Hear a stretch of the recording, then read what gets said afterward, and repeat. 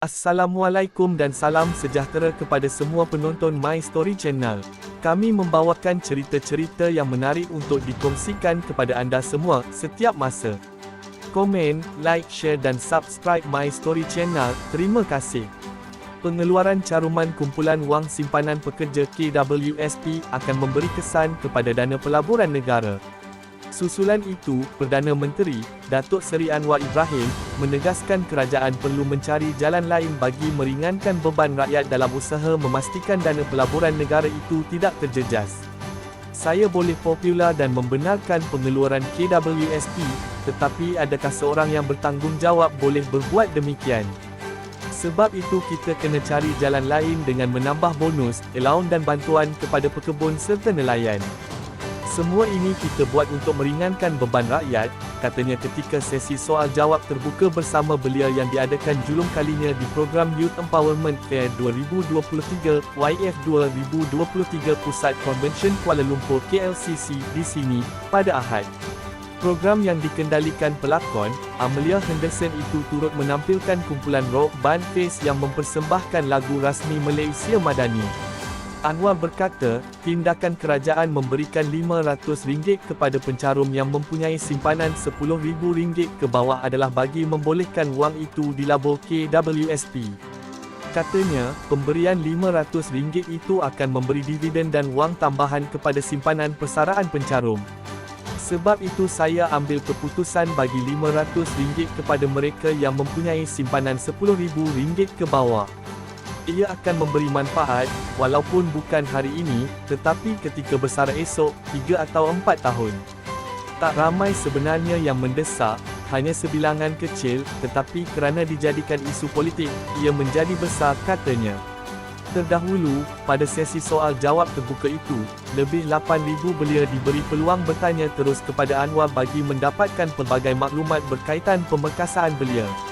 Sebaik saja program itu bermula, Anwar memberi jaminan kerajaan tidak akan bertindak ke atas sesiapa pun kerana memberi pandangan. Katanya, kerajaan akan terus melindungi hak bersuara rakyat selagi tidak menyentuh soal kaum dan agama serta memecah belahkan masyarakat. Untuk anak muda, kita anjurkan pemikiran terbuka dan kritis, bukan nak latih orang nak jadi pentaksub. Susulan itu, Perdana Menteri, Datuk Seri Anwar Ibrahim, menegaskan kerajaan perlu mencari jalan lain bagi meringankan beban rakyat dalam usaha memastikan dana pelaburan negara itu tidak terjejas. Negara boleh rosak kalau kita jadi pengikut bebal yang tidak boleh berfikir, hanya tunduk kepada arahan, katanya. Ketika membentangkan Belanjawan 2023 pada 24 Februari lalu, Anwar berkata, kerajaan bersetuju menambah caruman sebanyak RM500 ke dalam simpanan akaun satu pencarum berusia 40 hingga 54 tahun yang memiliki baki simpanan kurang RM10,000 dalam akaun berkenaan. Inisiatif dalam Belanjawan 2023 itu adalah sebahagian usaha kerajaan membantu mereka membina semula simpanan persaraan yang berkurangan susulan pengeluaran ketika pandemik COVID-19. Bagi tujuan itu, Perdana Menteri berkata, kerajaan memperuntukkan hampir RM1 bilion bagi meningkatkan simpanan persaraan hampir 2 juta pencarum KWSP yang menghampiri usia persaraan. Setelah negara dibelenggu musibah pandemik COVID-19, rakyat terpaksa beberapa kali mengorbankan simpanan hari tua mereka bagi menampung keperluan hidup ketika pandemik. Pada 9 Mac lalu, Anwar mengumumkan persetujuan kerajaan berhubung kaedah yang membolehkan pencarum KWSP menggunakan wang caruman di agensi itu sebagai cagaran kepada bank bagi tujuan pembiayaan kewangan.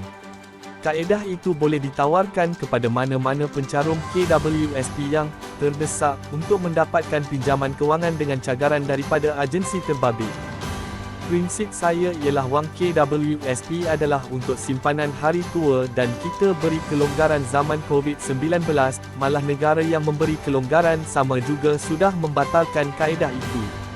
Tetapi saya masih mendengar pandangan, oleh itu saya cadangkan untuk memperkenalkan satu kaedah bagi permudahkan untuk orang terdesak supaya KWSP memberikan ruang bagi pencarum yang mempunyai wang untuk membuat pinjaman bank dengan cagaran daripada agensi itu, katanya semasa sesi penggulungan usul Belanjawan 2023 di Dewan Rakyat. Bertemu lagi di video seterusnya dalam cerita-cerita menarik.